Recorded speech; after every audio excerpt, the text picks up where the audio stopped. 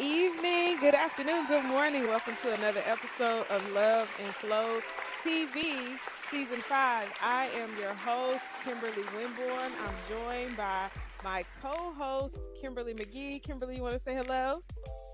Hi, everybody. She got a little pageant wave.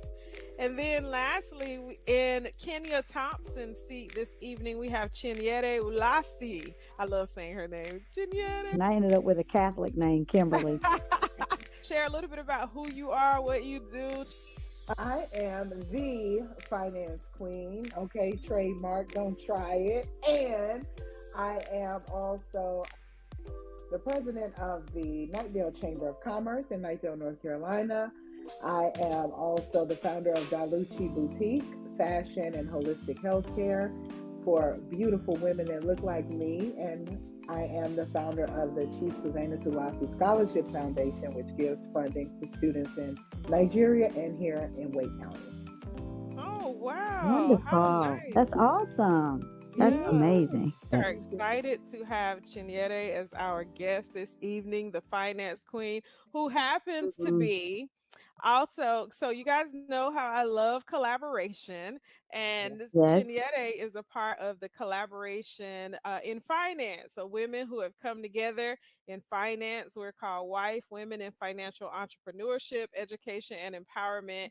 And we've had the opportunity to do a few events together and hopefully some more coming up soon. She told me that I have everybody has not dipped because I think I made a joke. She was like, "No, we just taking a little break, but we will be back." Nice, So nice. excited to have Chinyere on this Thank evening. you. She's been on the podcast before, my other podcast, and so it's good to have her on Love and Flow. So let's dive in. This is Mental Health Awareness Month. We are in May. We tend to talk about it a lot, not just in May, but we have a lot that we'll be talking about this evening. But first, we would like to ask you if you could share this out to your network, to your family and friends, to your girlfriends, your boo, and invite others to join. For fellas, to your dudes, yes, this show is for you as well. Yes. And then follow us at Love and Flow TV on Instagram as well as Facebook. Now, we did get away from the conversations that we were having in our Facebook group, but I think this is a really good time to get back to that. And we're trying to kind of Yes. revamp some things. And Mm-hmm. so Mm-hmm. you can go ahead and go on over to Love and Flow TV in the group. And let's have some engaging conversation. If there's some stuff you want to talk about, feel free to do so. One of the things Mm-hmm. that we always do is we start off in prayer, but we do have to thank our co-host Kenia Thompson. Let her know we miss her in her absence. She's away on another project, but we cannot wait to have her back. And thanks again to Chinyere for sitting in her seat. So Kimberly, can you Yes. lead us in prayer? Absolutely. Father, we thank you for this opportunity to come and have enriched conversations that will change the hearts of people, that will change their minds, that will also give them an opportunity, Lord God, to see and have a different perspective of grace, love, and mercy. We also thank you for the mothers that have inspired us and given us the grace and teaching us the way, Father God. So we thank you right now for this season that we're in as mothers, and we thank you for a sound mind in Jesus' name. Amen. So we have an exciting show. Yeah. Talk. The title of our show is I get it from my I, mama. I Get It From Hey, My Mama. hey. Like, Bye. I look good. You can't catch my bag. Wish you could. Yeah. Get yes. it from my mama. Yeah. We get it from our mamas. So whether we like it or not, we get it from our mama. And some of the things that we get from our mama has really taken us through our lives in so many ways to enhance Mm, our lives. And then in other ways, it's been challenging, but whatever way it is, lessons have been learned. And so that's what we're going to talk mm, about this evening.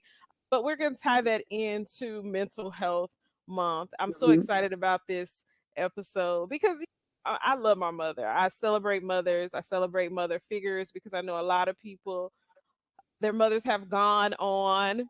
And so we remember, we take a moment to pause to remember the mothers, and then others don't have as close of a relationship as like I have with my mother. But I just want to take a moment to celebrate the mother figures. We could be mother figures for someone, and that's Absolutely. powerful. Yeah. Yep. So interesting fact. I didn't know this. Women inherit 50% of their mother's DNA and more genes from their mother's side. Did you guys know that? Yeah, I did. So what do you get from your mother? What would you say you get Well, from your mother? for me, I do know that because I am the spitting image of my mother, and I look like her mother. And then Mhm. there is a photo of my mother's family in Ireland Mhm. when my mom was a child.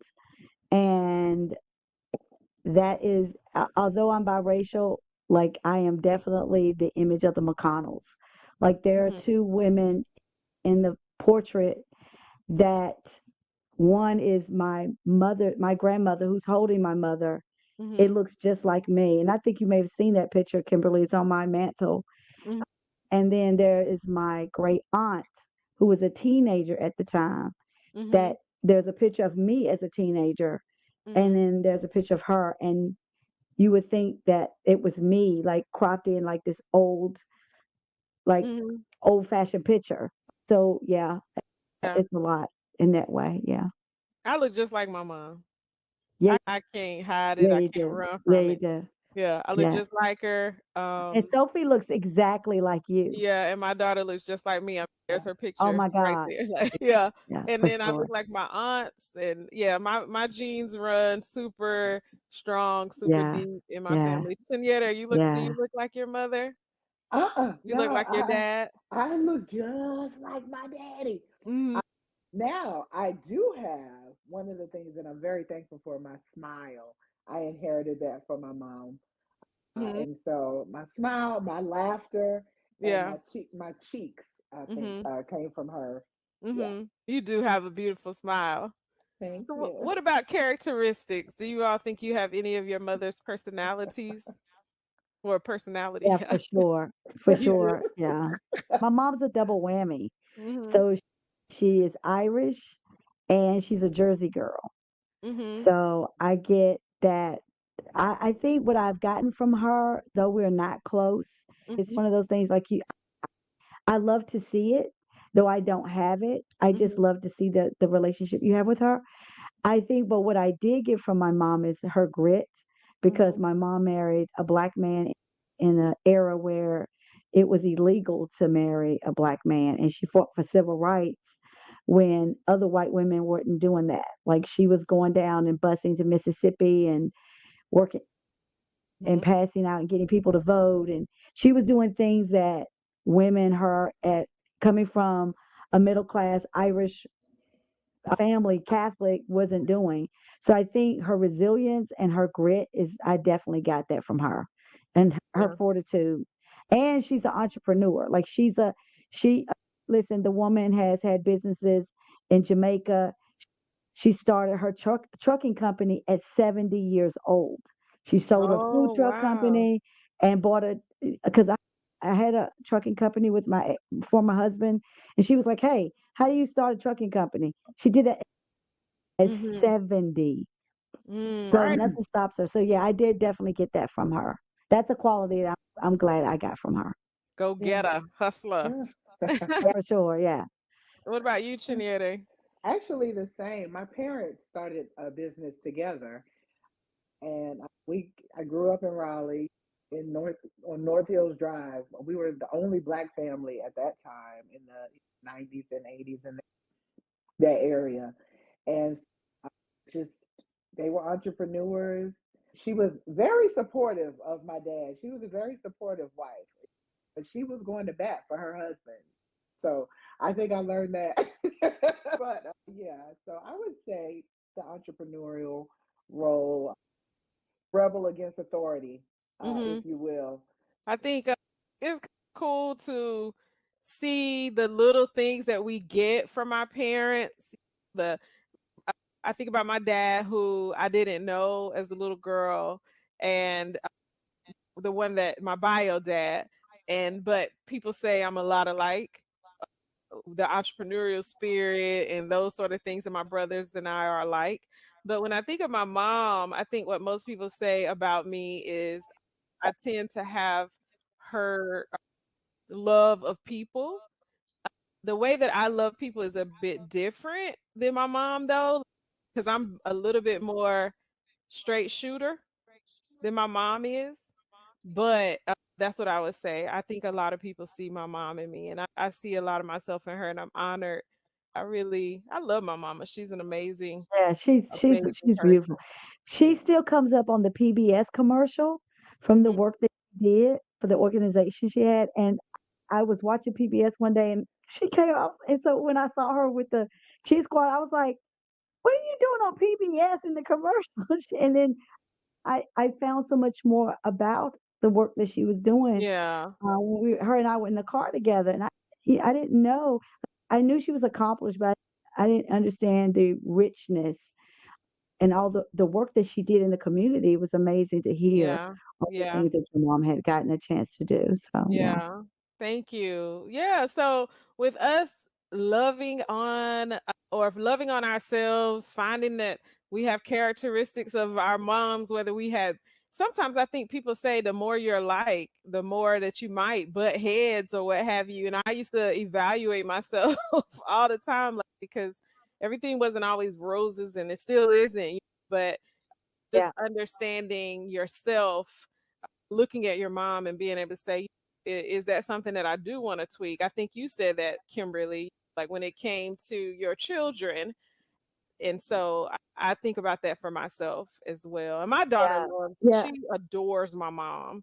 And I'm thankful for that. yeah.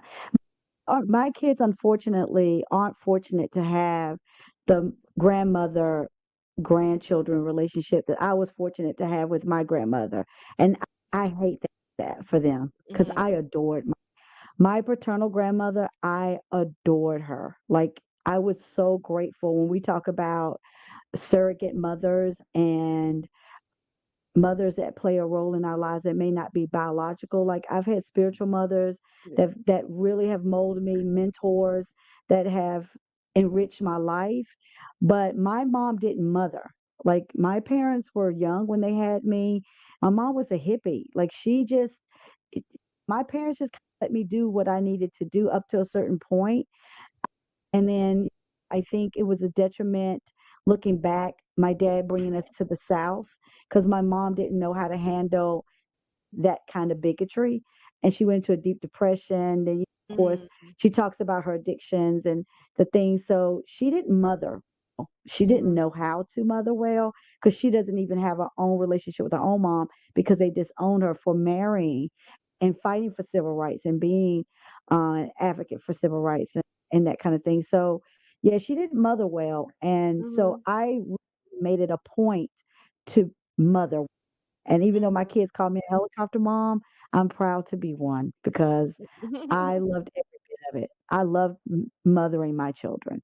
I like Hmm. being at the PTA meetings and seeing them through different avenues of their lives and cooking and going on school trips and all the things like my mom didn't do. Like, I loved every single moment of it. You have a niece. Do you find that you question your brother at all, or how he might be raising her based on you all's experience growing up? Because I experienced that. Like the way that I've raised my daughter is a bit different than how my brother saw things, and I remember having moments like, did we grow up in the same house? What are your Are we thoughts? raised in the same household? Yeah, Yeah. like. My brother's wife, Brianna, my sister, oh my goodness, she's Italian. Mhm. And it's interesting because her personality is very meek, like my mother's was. My mom was very meek and quiet. But when Brianna needs to say how she feels, she says how she feels. And so I love that. They balance one another out and they have a strong Christian based household. Mhm. Like my dad was a Nigerian man, and he was like, this is business. This is how we're doing things. Mhm. period. But my brother is more, the Lord is the head of this house and everything. We need to go pray about this before we talk about it. He's like that, and I'm like, okay, my niece, honestly, I don't pay attention to what he Mhm. doing. When Mhm. I'm there, I don't care. I'll do what I want to do. I'm like, let's go for a walk, Aunties. girl. Listen, I have the best 3 aunties on my dad's side, and I Mhm. call them auntie moms That's because what they my sister. played That's that what Melfi called my sister, Auntie Mommy. Mhm. was my Aunt Brenda, my Aunt Jean, my Aunt Joyce. Shout out to the girls. They are they I am who I am because of my aunties and my aunties are my everything. Yeah. I just with them. And they have kept up like when I've lost my grandmother because I was so close to her. She has a nickname for me, and they have kept that up so that I don't miss that. Like they call me Kimberly. I hate this. It's called Kimberly Sue. Is my grandmother called me Oh that. Sue. wow. I It think was a it's beautiful. it was a battle between the fact that my a maternal grandmother in the Catholic gets to name the first child. Uh huh. And my paternal grandmother did not have a say in my name. So she was like, when she saw me, my dad said, she was like, she's not Kimberly Ann, she is Kimberly Sue. And she called me that my whole life. And so, but Kimberly they've Sue. kept that up. And they say it in the tone of my grandmother. So they have always been right there beside us, like Yeah. for me and my sisters. And so I love a good auntie, man. They're the Yeah. best. They're the Yeah. best. There's I nothing think like there's a good auntie. when we think about mother figures, I think aunts really make a difference. Like I was very close. I was closer to my aunt growing up. My aunt died. We call her. Her name is Elizabeth. I was closer to her Uh, than I was to my mother, and even my grandmother. When I got to be a teenager and older, college, I would go to my grandmother's house more than I would come home. So I do believe that aunts are like so I went over to get a picture of Sophie real quick. Here come my sister right behind me. And Sophie was like, "Oh my god," because she doesn't like attention on her. So she's like, "Oh my gosh, you guys are the only ones that got up." She was like, "It was one thing that you came, but then Aunt Carrie," I said, she gonna get up." That's how yeah, my sister yeah, is. She gonna try to, yeah, So yeah, there's nothing like a good aunt. But yeah. yeah, my mom and I, we are very close. We did butt heads. You're normal that you do when you're a teenager or whatever. But I would say she was been my ride or die. My mom is amazing, and the way that I've raised my daughter differently is that I let my daughter have a voice. That's one of the things I think that's a generational thing that our parents didn't necessarily what you everything was cut off. You try to you think you just living your best life explaining and they like hush. And you're like, well, hold on now. I'm just trying to tell you what happened. And they're like, no, you talking back. I would be so confused all the time. I was always talking back and didn't even know. And so I do let my daughter have a voice. She's not gonna go too far, but I want to make sure that she feels like she can always talk to me about anything. And that's one of the very important things in our relationship. Yeah. Yeah, that was my question is how are we how are you raising your child or our children differently than how our mothers raised us? Mm, I'm traditional still. Like I did have moments where I was able to say certain things when it came to the world, but I was really traditional. And when you were talking about your Nigerian father, like very strict and very traditional, like my Southern father was still very, you don't disrespect, you don't talk back, you don't, you're seen and not heard. Fine line between that because I tell my daughter all the time, I am friendly with you. She's 30 now. I'm friendly with you, but I'm not your friend. So I feel like I work hard to find that narrative with my kids because they are adults, but I still like that kind of man behind the green curtain concept where my kids still see me as Oz. No. I want them to see me as Oz. They're all yes.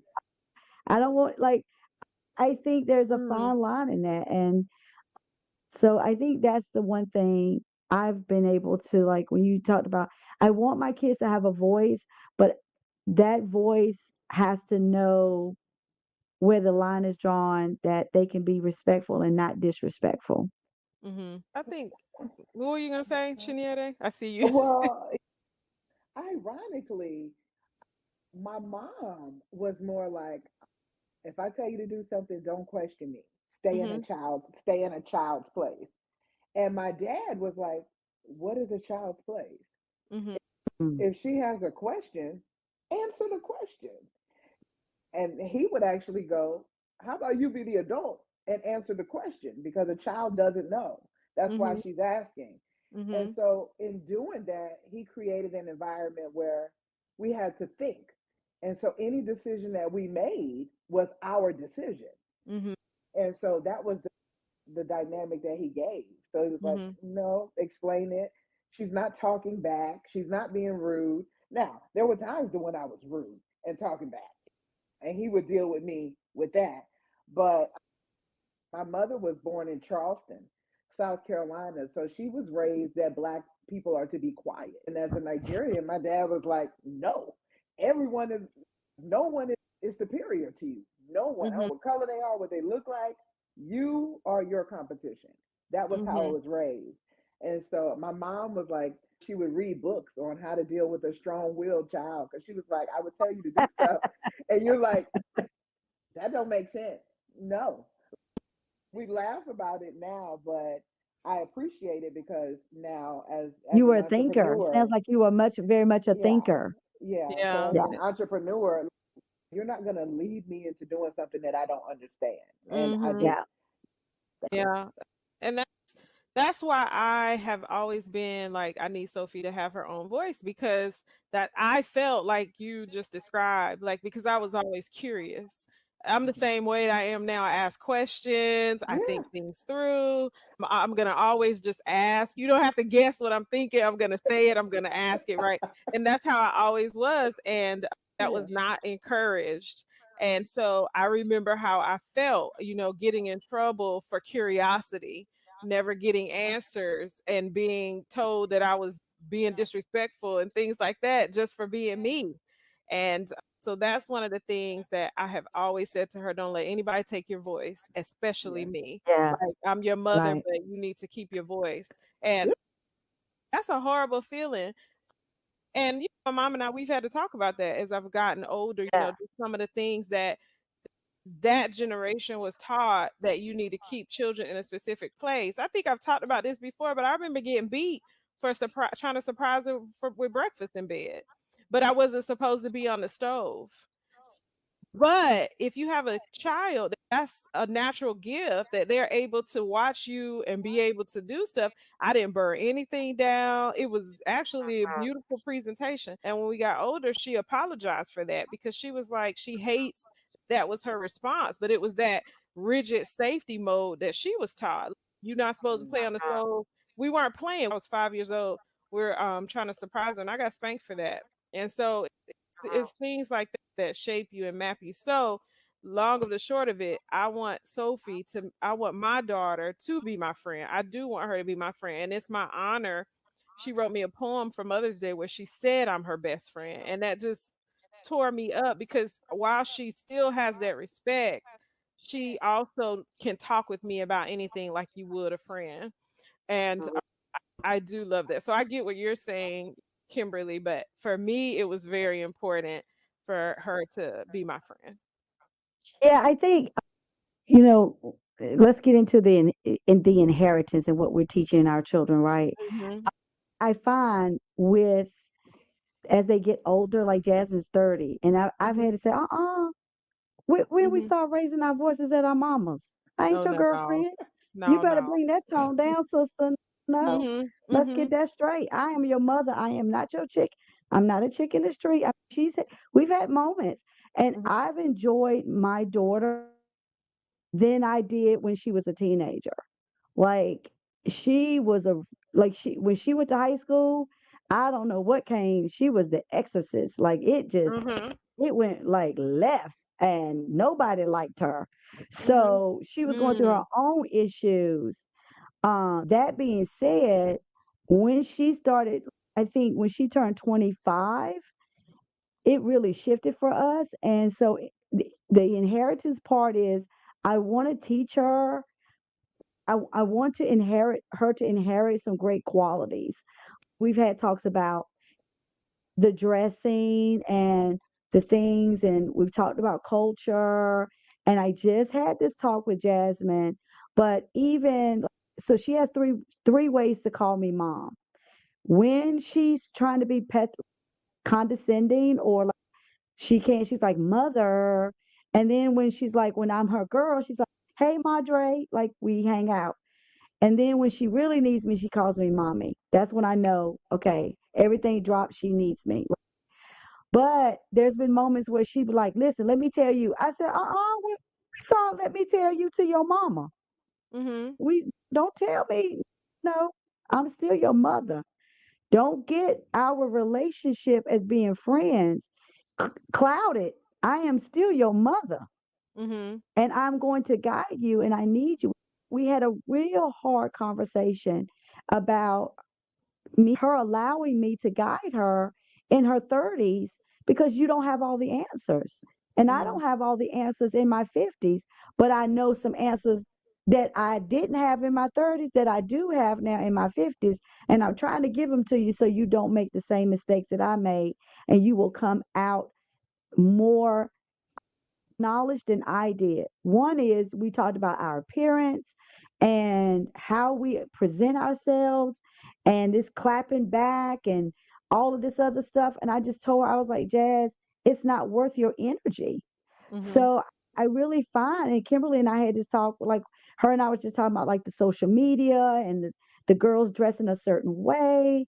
And she was like, oh, mom, like that's just like culture. Like you just need to get yourself together. I said, oh, I need to get myself together.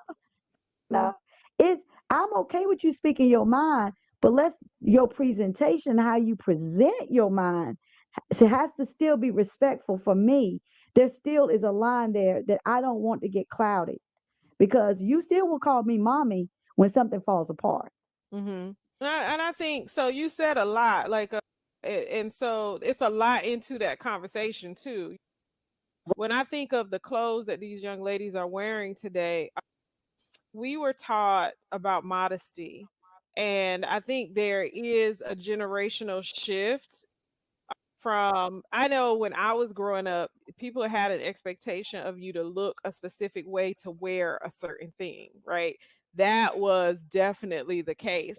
But then there was also slips back then. There was people were still wearing pantyhose. Things have Pockets, Yeah. changed. Like I know a lot of people girdles, girdles. people still wearing them. They just They call them Spanx now. yeah, they snatched now. But I think that a lot of that has changed. Like you ask a person about a slip or pantyhose, and they like, "What is that?" And but the crop tops are a big deal now. And I remember being 20 years old, making sure I had my 4 pack at least before I wore a crop top, right? But today's woman, young lady, doesn't care if she has tight abs, it doesn't matter. And so, from one generation to the next, what we have to do is understand that is a part of the fashion, right? But also to teach our girls how to be modest, respect themselves, but nobody should be disrespected based on what they wear. Now, I'll tell you, Mhm. it's hard for me. I picked Sophie up from school today, and a little girl had her shorts up so high you could see her butt cheek. Oh And a yeah. lot of the little girls are wearing their shorts like that. Now, I don't really understand the why. I don't even think it's a thing for them though. Like I don't think it's they're trying to look sexy all the time. I think it's just this generation. What are Yeah. your thoughts, Chinyere? Because I know we all kind of different ages up here. So what are your thoughts on that? Um, I see them at school, when I go for Business Alliance, and they are like have no clothes on. I Mm, know when I was in school, we had a dress code. Apparently, it's not a thing anymore. So I'm just like, okay, if this is what the mamas let them wear, no shade, the mamas was wearing the same thing. So, you know, That part. But see, that's just, okay. So that's my point. Is that's the part I have where mamas are trying to be too much their friends, and then you can't tell the mama between the daughter, and then you're setting a tone, so she's following right behind your footsteps. And then two, when Monique came out and said stop wearing those bonnets, like I went to over to Southeast Raleigh, and I was shocked to see how many girls came to school with yeah, bonnets on their heads, and I'm like, you came out your house like that? School is like going to work. That is your first experience of getting up and conditioning yourself for an 8 hour day. Yeah. But I mean, it's this generation. It's yeah, very comfortable clothes, baggy clothes, crop tops, Crocs. They wear hoodies when it's 90 degrees outside and coats. They're just very Maybe on the different. dime. And I think a part of the conversation is that some of the moms are wanting to focus on more of a friendship, but also the conversation of just parenting itself. Everybody has a different version of what that looks like. So parenting, while it should not be, or maybe it should be, it's a subjective thing. And so I think the way that we were raised, parenting had a specific look. And now parenting has so many different looks. Like nobody wants your children, a lot, not nobody, but a lot of people don't want anybody talking to their children outside of them. Whereas back in the day, the whole neighborhood could correct you. Amen Like to that. yeah, it was Thank like, God. yeah. So it's a Thank different, God for that. yeah. Like the neighbor could, you knew they were going to call your mom or dad or whoever if you were acting out at church. Some of the best lessons I got were from them, but I think people don't really understand the value of that. And so I believe in mentorship. I believe in the village. I believe in put your butt cheek up, like whatever the person. woo, But these But moms, I think, Kimberly, I think that just because it's fashionable doesn't mean it's acceptable. Because I think that as women, we're already overly sexualized, particularly women of color. So I think is that inheritance of understanding for black females. And that's why tell Jasmine, I'm not judged as a black woman because of my skin tone, but Jasmine is. So mhm, I had to tell her because of the historical references of black women being overly sexualized. I need for you to understand when you come a certain way, Jazz, because of your body type, it has a it delivers a different message. And mhm, I need for you to understand that for your safety, first and foremost, just for your safety. And then two, it I want you to also understand the sensitivity that some people will feel they have the right to say certain things to you because you are a black female and you have dressed a certain way. mhm, And there's that again overly sexualized thing. Her and I just had this talk about the P Diddy and Cassie issue, and I called her immediately because I felt like I wanted to have this talk with my daughter about understanding the importance of being in toxic relationships and how inherently you don't know that you're getting into an abusive or verbal or physical mhm, relationship. And I thought it was so important for me to have that talk. And I'm hoping that women are talking to their daughters about this situation and about these things. mhm. Yeah, I think it's super important for us to have all of these conversations with our girls. And I think one of the things, Kimberly, though, is that our children will hear us in a different way if we align ourselves. It makes me think about personal development and how you're taught to be on the level of the person, or even counseling, for instance. You're taught to be on the level of the person in which you're engaging to try to relate. And I think a lot of times, especially this generation, if they don't feel heard, then they don't listen Mhm, and they will push back even harder than we did. And I think, yeah, you know, and that could put them in situations that are toxic, and so I think it's important. That's why I think it really is important to, because that's a hard conversation when you start talking about body. to a person who potentially had body image issues that we don't even know about, because a lot of times people don't even talk about those things that happen in middle school until they're like in college or Hmm. beyond. And so I think it's such a sensitive subject that we do need to have forums like this with moms and daughters where we can open the floor to have conversations of vulnerability so everybody can feel heard. Yeah, Chinyere, what are you thinking? I see you smiling. man, so many things because it's how you hear PK, preacher's kids are the worst Mhm. kids, right? You hear Mhm. that. And Mhm. I think a lot of it is because the preachers are one way at home and another way in public. And the kids are like, oh, please, like, I know you. And uh, I'm just being real. Like, Really good. That's a really good analogy. That's a That really is. good perspective. right? That's And really so good. they're like, Yes. and so I love my mama. She was a minister Mhm. at a big church. And I would be like, girl. But there was also a weird dynamic with me and my mother where I was a daddy's girl. I was the oldest, right? Mhm. And the only girl of four. And Mhm. so my father and I were very close. However, my mother came from a household where her mother had, I think, like maybe 6 or 7 kids, but she was a single mom. Mhm. And so my mother didn't understand my father and I being close. She was like, what Mhm. is this? What's going Yeah. on? Yeah. And my dad was like, this is normal. And my mom was like, no, it's not. She shouldn't be with you all the time. And Yeah. my dad's like, no, this is how she's going to learn how to be treated by men. Yeah. Mm. So I Yeah. spent a lot of time with him. And ironically, there was a jealousy thing with my Mm. mom. I was confident, and she wasn't raised that way. She was raised to Mhm. stay in the child's place. And I was like, that doesn't make sense.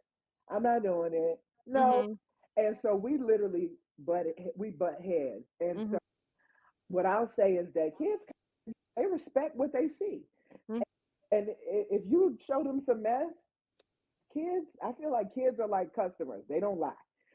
Like Yeah. they're right, Yeah. right. Like the true feelings, they're gonna come out. Yeah. And they haven't mastered that thing that adults have mastered on how to shield and hide things. And um Yeah. that's my perspective on that. That was Yeah. so good. That's so good. And it makes me think about so many things that if you have not experienced it, you don't have any history with it, how your perspective might be skewed to where you can't even open yourself up to be able to learn to grow in that space when it comes to money, when it comes to relationship with your mom and your dad, when it comes to relationship with your partner, your future partner. If you've Yeah. only seen trauma, or if you only seen one thing, then it'd be hard to adjust to another perspective. That was really a great example when you Yeah. talked about the PK. And I know we want to talk some of the topics that we want to get to is so many topics we want to get to, but I really want to get to how mental health and money Yes. are so we fast forwarding just a little bit, you all, so we can make sure to get to that because we've talked about being a friend, not a mother, when to draw the line, all that stuff. And that could be such an up and down conversation with so many opinions. For those of you who are watching, what are your opinions? Are you friends with your children? Were you friends with your mother? How do you feel about that? I think that would be a great conversation to have in the chat. But I really want to get to the conversation of money, right? So if we could skip forward a little bit, Chinyere, because you're my partner in crime, and then I know Kimberly will have some feedback on this too. How do you think money plays a role in our mental health? I know I talk a lot about mindset and money Yeah. and how one thing evolves into another. How is that affecting our girls and our women today? Let's talk about that. Wow. I mean, in so many different ways. You know what? The times are different. We are living in a time in the United States, statistically, just factually, where it takes multiple people to Mm-hmm. have multiple streams of income to live comfortably in a house, right? Inflation has shown us that. So I think women are like, either I'm going to have to start a few businesses, I'm going to Mm-hmm. have to get married, I'm going to have to use my body to get a partner or to get several partners, even if it's just for a short period of time. Y'all asked me to be honest, so I'm going to be honest on here. So a lot of young ladies, this is what they're seeing on social media. This is what they're seeing in real time. And that's why it's very important for young women in particular to understand how many different ways they can bring in income, passive Yeah. income, investments, having a portfolio that's diverse, Mm-hmm. real estate, education, so many different ways. And yes, marriage. I'm not going to play. There is a benefit to being married financially. You have a partner. Mm-hmm. So yeah, there's a benefit to that. Love Mhm. is a Yeah. beautiful thing, and love with money is even more beautiful. Okay. Yeah. So Uh, that's my Peace opinion. and love. But listen, don't play. But in terms of mental health, if you need a vacation, you have to be able to afford said vacation. Mm-hmm. If you like to travel, those things cost money. Mm-hmm. I think and paying for your alternatively, therapist costs money too. paying for therapy costs money, and also being able to show up for your friends or your family Yeah. members, that costs Mm-hmm. money, Yeah. right? And so those are things that we just, money is critical in Yeah. on all spectrums, I believe. Absolutely.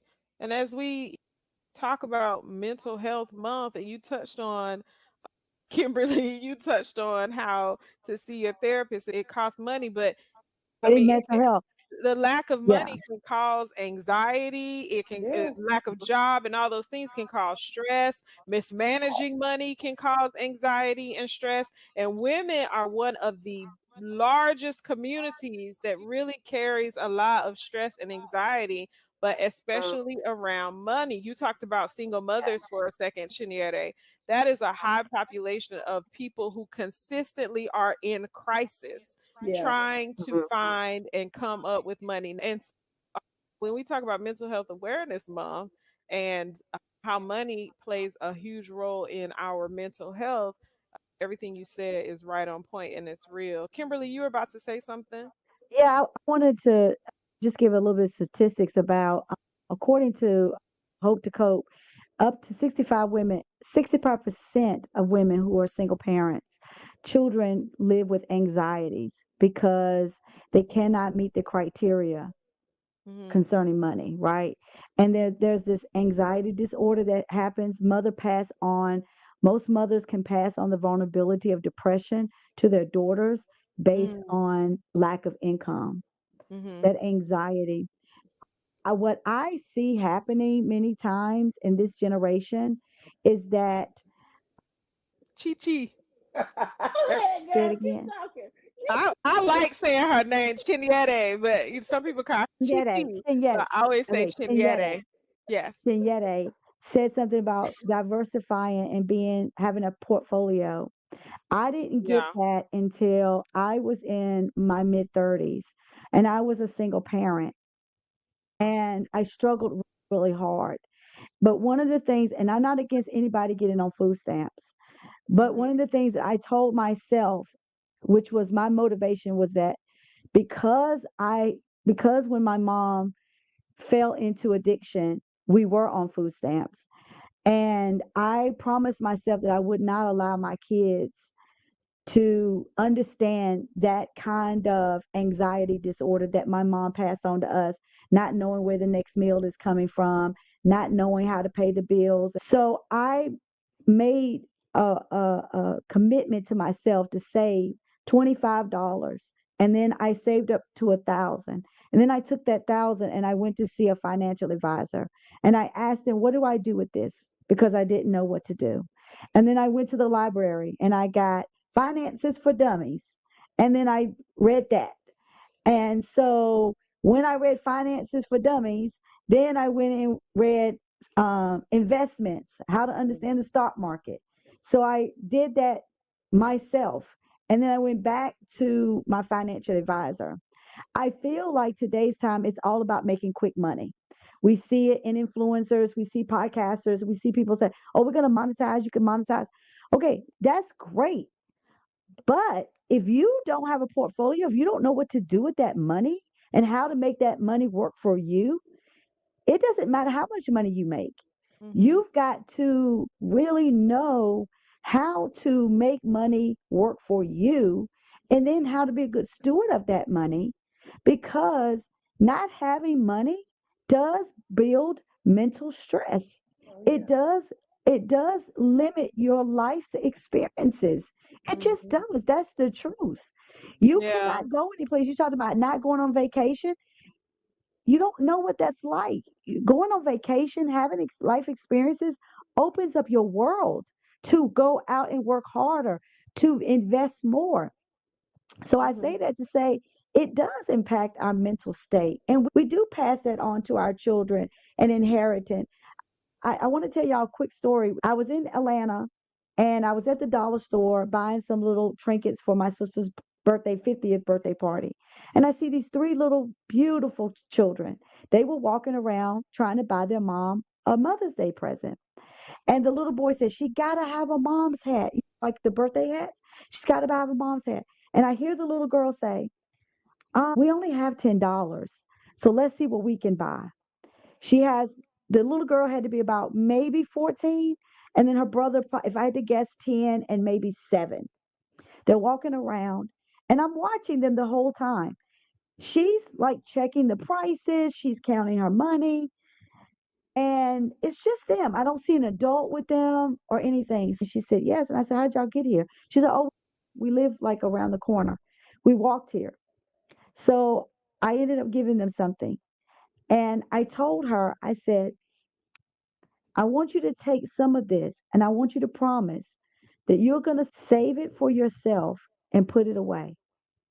And then the next time somebody gives you $5, then you can spend $2.50 of it and then save the rest and then keep adding. Teaching our children how to save money and teaching them how to utilize money as a tool is essential to when we talk about inheritance and also breaking generational curses. Mhm. Mhm. Yeah. Absolutely. I think of the lesson that the little boys got watching her go through what they had to spend. And so that was a lesson that she was teaching them without maybe even realizing it, about staying within a budget. But then I think about the lesson that came with you coming up, and because she was trying to stay within a budget, God brought favor and grace over her way. And then, so what will she do as a result? Will she be a good? I think one of the main things that you're talking about is legacy and generational wealth, and teaching our young girls and children how to save and how to diversify their portfolio. But it goes back to mindset. One of the reasons why a lot of people don't have the more that they could have, is because of mindset. And so, what we have to really do and be focused on, and I think that's why it's a huge component of what I do, and Chinyere, and even you just touched on it, teaching the power of the mind, the tool of the mind, and how money can work for you if you are wise with it. And women are making more and more. We just talked about this in our last show. Like, women are making more and more money. They're getting more and more degrees and more education than even the men. Our value is increasing. And so now we got a responsibility to steward this money. So we are now the legacy builders, where in previous generations, it's the women now when it comes to financial management and stewardship. So I'm not saying the men are not. I'm saying more Right. women Mhm. are elevating. And so we got to teach our young girls, like, you can win, you can do anything. You could grow that dollar, you can invest in yourself. But yeah, like Robert Kiyosaki says, it's not how much money you make, it's how much money you keep. And then how that money Mm, works for you Mhm. and that's even for good. generations to come. And so That's that's good. what we got to teach our young girls.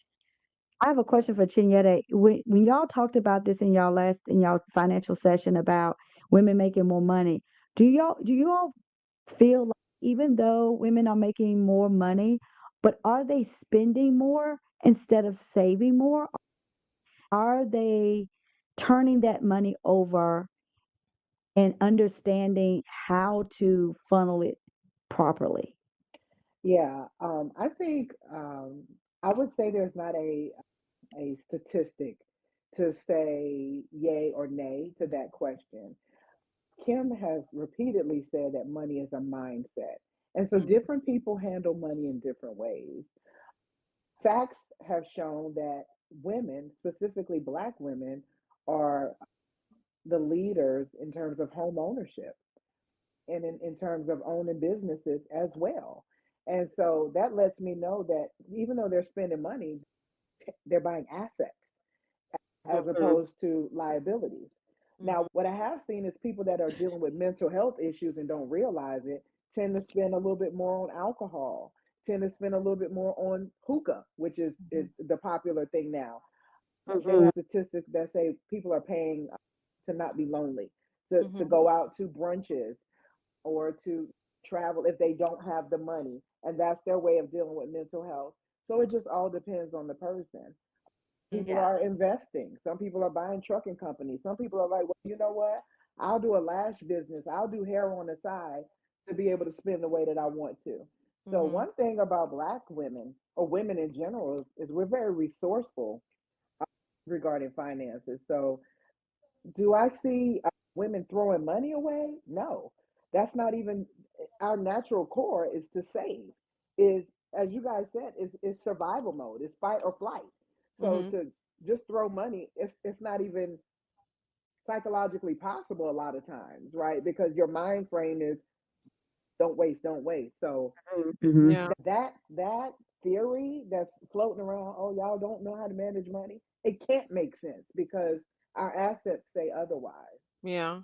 And I think the thing about that is that while our mama and them may not have taught us that because they didn't know it, more women are in these courses taking on YouTube University, taking little certifications, going to workshops on financial literacy than the men are. When you walk into these rooms, oftentimes, even if men are on the Mhm. stage, you see a room full of women. In my Yeah. financial coaching practice, a lot of times it was the women who were coming to me to get financial help for their Mhm. family and of their men, their husbands Yeah. to Yeah. come. And so, Mm. There yeah, you and go. so that's old statistic of women burning up all the money and all that stuff. That is definitely in my, and I'm only talking about my practice, my experience, because like Mine. Chinyere said, the statistics, yeah, it's the women that are coming to ask for more financial Yeah. literacy, financial help. Yeah. How do I move my family forward? How do I create legacy? Help me understand than the Yeah. men are. And women, I want to say this, men can be just as emotional of spenders as women, if not worse. If Mm. it's, yeah, when people I talk, think bigger yeah. Think exposure. about Mhm. emotional spending. They're thinking about women shopping and frivolous things. But a lot of times, I know, like I said, I know a lot of men who spend money emotionally. It's motorcycles. It's what's some Jordans and LeBron sneakers, and it's bigger Electronics, things electronics. Yeah, things that are Electronics. Yeah. short, things Yeah. that are Yeah. yeah, things that are short lived. yeah. Yeah. Absolutely. So we get it from I our think mama. We get it from our we'll get it mama. from yeah. I think too for the mental health part is collaborating and bringing Yeah, together community because yeah. I think we have got to really start to break down the institution of the narrative that women can't get along.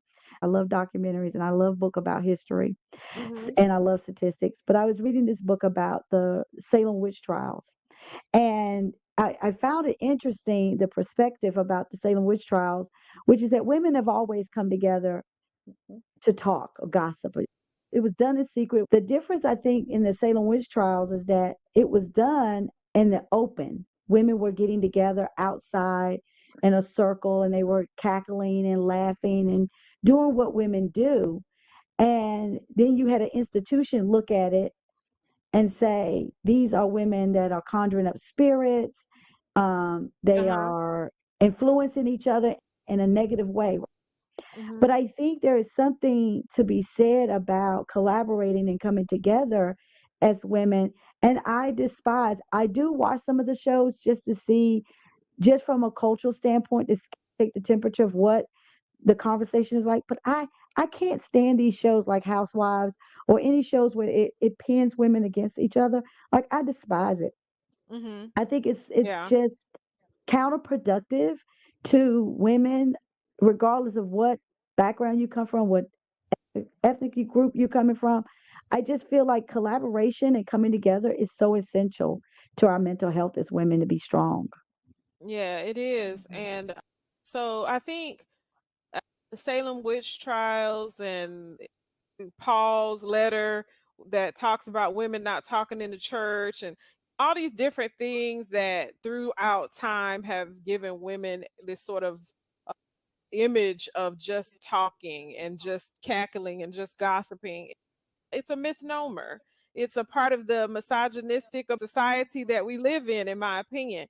Women come together to collaborate since the beginning of time because women were one of the first messengers of the story of Christ. Awesome. Like women were preachers and leaders. Women were helping to build and destroy nations. Women were rich and wealthy and nourishing. And so this is something that societally we pick up and we run with. I worked in the barbershop. I heard just as much gossip coming Oh from Lord. these men, or if not more, More. than More. women. I can tell you about people who jump in my inbox that are men with a bunch of gossip. So let me say this from my own personal experience. Debunk it. Debunk it. We are debunking that. Yes, women do like a little bit of good tea, but it's not just us. And we are building empires out here. We can't gossip through that. Success Yeah. maps us, tells our story. And that's what I have to say. We have three successful women right here on this TV show who are talking about money, talking about how we can make a difference, talking about legacy, telling our story. We haven't gossiped, right? Mhm. We You know could what? pull stuff from the news. You know what's so funny is I just had a situation, and my best friend. Maybe I was talking about it for too long, and she said, "I'm on the way," and she Mhm. lives in Virginia. She Mhm. literally took off work for three Mhm. days Mhm. to come here, and she's like, "We're going to dinner. We're going to breakfast. I'm gonna clean up." And I was like, "Wow."